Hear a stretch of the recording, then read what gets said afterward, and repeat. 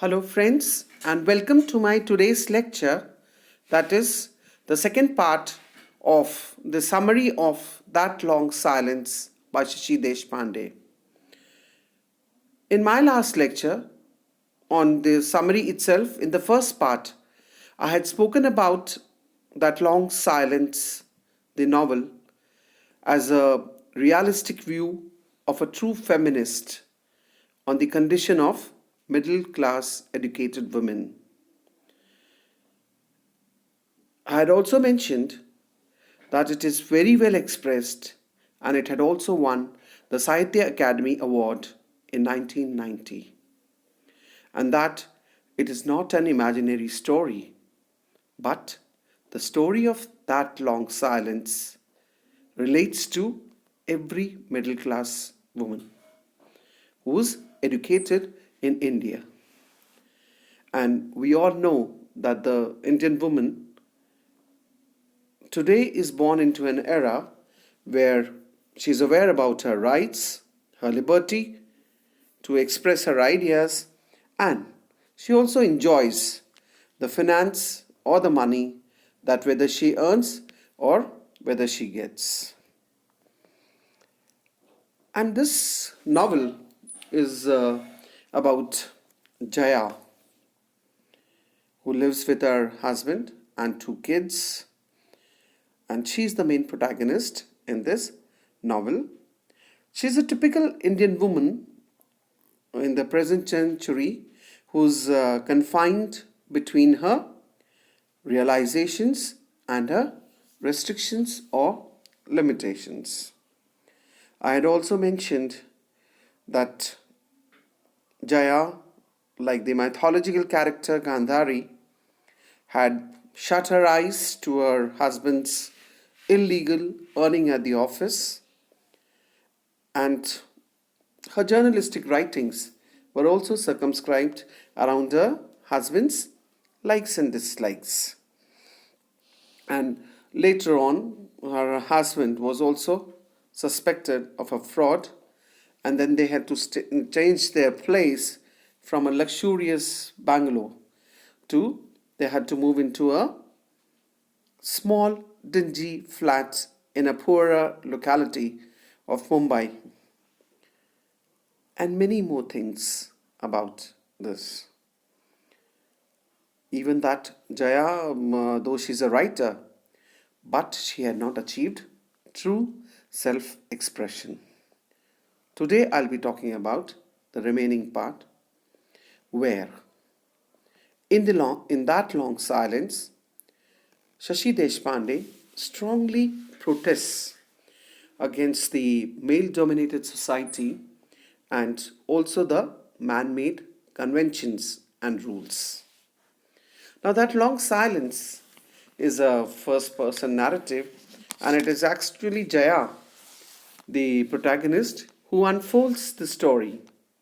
Ironically, again, symbolizing victory, while in real life situation, Jaya, like any other woman, is supposed to lead a traditional, passive life.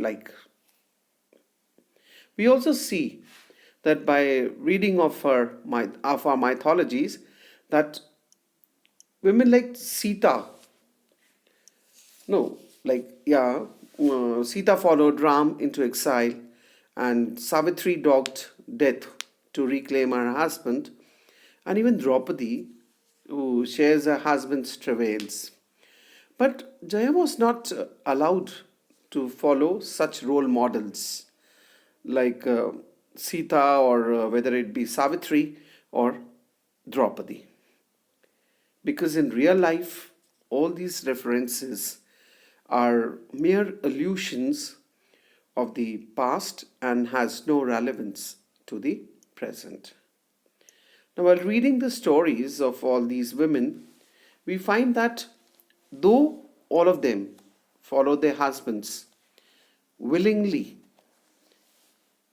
all three, Savitri, Sita, and Draupadi, but Jaya, who also accompanies her husband Mohan everywhere, it is not willingly. but out of compulsion. Because Jaya has a very frank and even brutal realization of this evil necessity in her conjugal life. Now, the very common phrase, as we say in quotes, two bullocks yoked together, unquote. Then such a phrase seems more comfortable for people who wish to move together in the same direction. But to go in different directions would be painful, and who would choose pain? Now, Jaya, right from the very beginning, she realizes that her major problem is a girl child. The male child is preferred more by the society at large in the male dominated society because they are permanent members of the family, and also because they would carry the family name much ahead because they are inheritors of the family name. Now, this novel also questions the nature of a relationship between the narrator and her husband and the disposition of their married life. Since Jaya and her husband they do not understand each other well, it affects their relationship adversely. Since the communication between Jaya and her husband Mohan is minimum, the silence grows all the more between them, and marital life grows unsteady and dismal. Now, it happens once, though, where Jaya actually feels a strange emotion of anger when Mohan accuses her that it is for her and her children that he has taken bribe. She's actually petrified on such an unjustified accusation, and the very idea of, in quotes, being a partner in crime and ally when she has no role to play in the whole affair is revolting, unquote.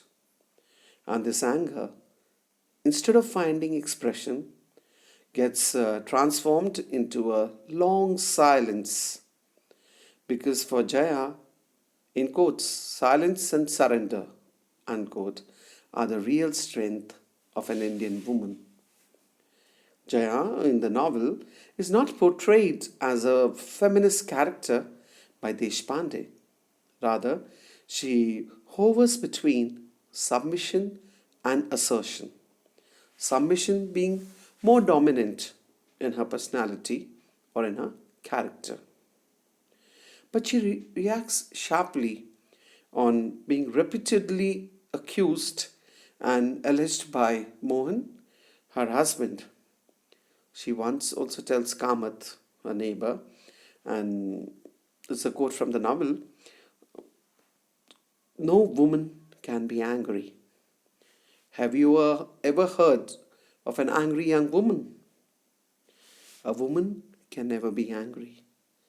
She can only be neurotic, hysterical, frustrated. Now, these are three distinct phases of feminism. More about the summary I'll be talking about in my next lecture. Till then, goodbye and thank you, friends.